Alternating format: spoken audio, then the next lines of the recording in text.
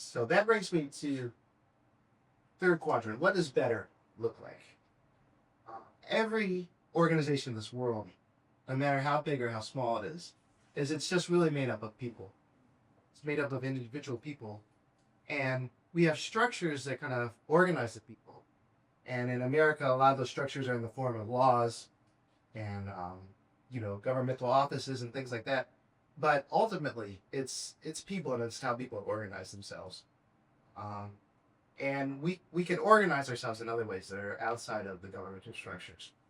I'm going to read another quote. This is the book of Ecclesiastes, which is in both the Christian and the Jewish scriptures. This is the very famous third chapter.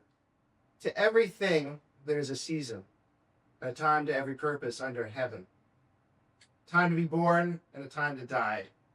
A time to sow and a time to reap. A time to kill and a time to heal. A time to break down and a time to build up. A time to weep and a time to laugh.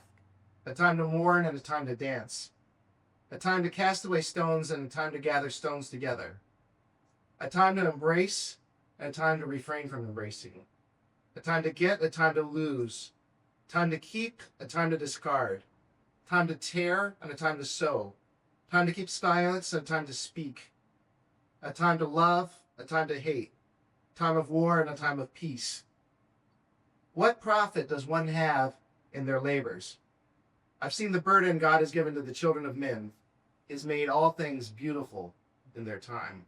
Because this to me is a very clear statement of a philosophy of life. All things are beautiful in their right time and place. That nothing is intrinsically bad or evil in itself. That it's bad or evil because it's in the wrong relationship with the things around it. If we can find the right place for each thing, that each thing can be beautiful, each thing can be good. Again, that for me is a structural picture, because we can take the same thing and it's a chaotic jumble. And if you structure it correctly, that's what brings the beauty. Even like music. Music is really just a bunch of sounds. It's the arrangement of the sounds that makes it interesting. Another aspect of what I think of as a better structure, it goes back to something that's called chaos theory. I have a interest in chaos theory bordering on an obsession. And it's something that I discovered when I was 13. Somebody gave me a book about chaos theory. And one of the aspects of chaos theory is these group of shapes that are called fractals. The characteristic of a fractal is that the small scale is reflected in the large scale. The large scale is reflected in the small scale. So one of the most famous fractals is this shape. It's a triangle. And then this triangle is made up of three smaller triangles. So there's a triangle up here, a triangle up here, a triangle up there. And then each of those triangles is made up of three smaller triangles. And then each of those is made up of three smaller triangles. And when people first discovered these structures, they thought of them as very artificial mathematical structures. Even they called them mathematical monsters, things that could never exist in reality. But one of the things that people found was when they started looking at it, that actually fractals, they're ubiquitous in nature. And then, in fact, all nature is built on fractals. So one of the most famous natural fractals is this shape, which is a line. It goes like this. And then it has other lines that go like this. And then other lines which go like this. And by the time you get to this stage, you start to see one of the oldest life forms on Earth, which is the fern. And if you ever are in the forest and you take a fern, if you clutch one leaf of the fern, that leaf represents the entire shape. It's the same shape. A tree is a fractal. A piece of broccoli is a fractal. And in fact, the human body itself couldn't exist without fractals, because the network of blood vessels that keep us alive is a fractal shape. The small veins have the same branching shape as the large veins. If you look at a river from a satellite, you can see that same branching structure as you see in the veins. You have the large divided into small. And for me, the lesson in this is that the whole is always contained in the parts. And the power of that is that there's nothing in the universe that's so large that we can't have an impact on it in the sphere that we exist within. So if we want to change the nation, what we need to do is we need to change our city. If we want to change our city, we need to change our community. If we want to change our community, we need to change what's happening within our own household. And if you want to change what's happening in your household, you need to change what's happening inside yourself. So ultimately, whether it's something the scale of the universe, or something that's right here, the place that we all need to start is right inside of ourselves.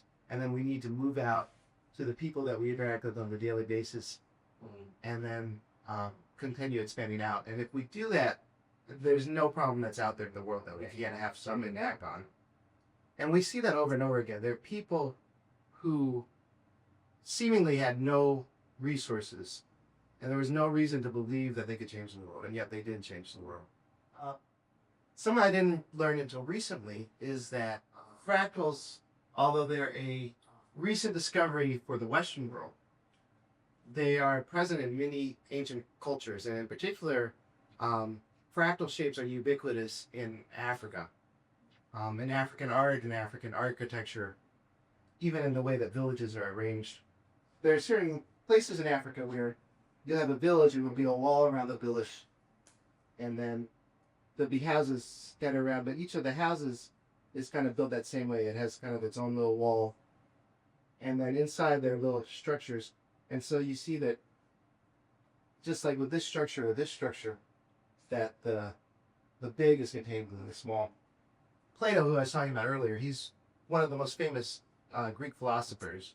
His teacher was Socrates, and Socrates actually testified that he learned a lot of what he knew from a priestess from North Africa, a priestess of Egypt named Diotima. That may be why there is fractal structures that are present within Plato's philosophy. And one of the things that Plato said is that the good city was really the same as the good person. And that the good city was the city where the good people ruled and control everything. And the good person was the person where the good side of him, the virtues, were the things that ruled that person. So the good city was really the good person, and kind of grown up to this huge size. And I recommend for anybody who hasn't read The Republic to read it. It is a really amazing work. And one of the things that he's trying to demonstrate in this work is that it's better to be a good person. Like, say, a good person who everybody despises and has trash thrown at him and is poor, than to be a rich person that has a ton of money and everybody bows down to them. And, you know, they have a golden toilet in their house.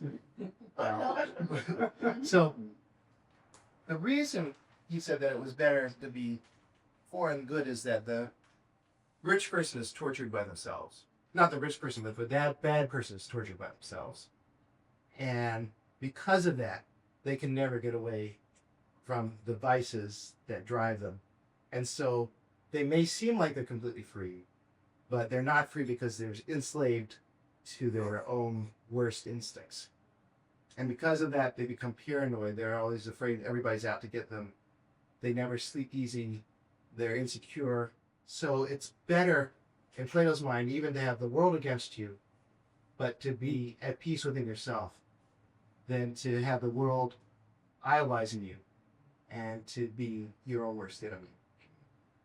So I do really highly recommend Plato's Republic, but one of the things that you notice about Plato's system is that it's not a stable system. It's a system that degrades. And he doesn't really explain how you can create the good society. He just explains how if you had the good society, it would fall apart. And that's not really as useful to us. Is there a different perspective you can bring to that? And one of the things that has always been a complaint about Plato is that Plato's very hierarchical. And so he definitely believes that there are people who should be up top. It should be the good people, but he admits that the good people probably don't want to rule. So he says that you need to have a system where the good people are forced to rule. And so you get it unstable because it's likely sooner or later that somebody's going to want that position and they're not going to want to do good things with it. So Question is, how can we take something like this idea and make it a more stable and functional system? And one of the things that I took inspiration from was the ancient philosophy of yin yang, which comes from Asian Taoist tradition. So a lot of times people are familiar with this symbol, the yin yang symbol. One half of this is dark, one half is light. But even in the dark half, there's a light spot. Even the light half, there's a dark spot. And the concept of yin yang is balance. This is what we call dualism. Dualism meaning two. And this is mean that anything that's dualist means that there are two fundamental principles of the universe. There's also a Western form of dualism that's kind of a little more familiar, which is good versus evil. Good versus evil is something that kind of really came into Western thinking through religion called Zoroastrianism, which in Zoroastrianism there's a good God and there's an evil God, and they're always fighting.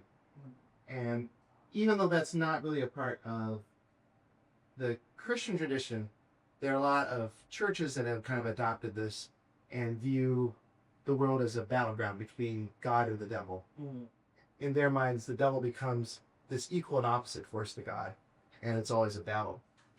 And I think the thing that's really striking in the yin yang system is it's not a system where one side has to beat the other. It's a system where what is the best situation is where these opposites are united and where they're balanced with each other. And anytime one side defeats the other or pushes the other out, that creates a negative situation. Bringing that to this concept of the Platonic society, I'm going to draw this triangle again. This triangle is in a lot of ways, it's like the Platonic city, but instead of having a hierarchy of the virtue-loving people at the top, the honor-loving people in the middle, the pleasure-loving people at the bottom. This structure is the same sort of thing where it's this could be a picture of a person, it could be a picture of a city, but these three things are not in a hierarchy, and it's not necessarily for one to rule the other.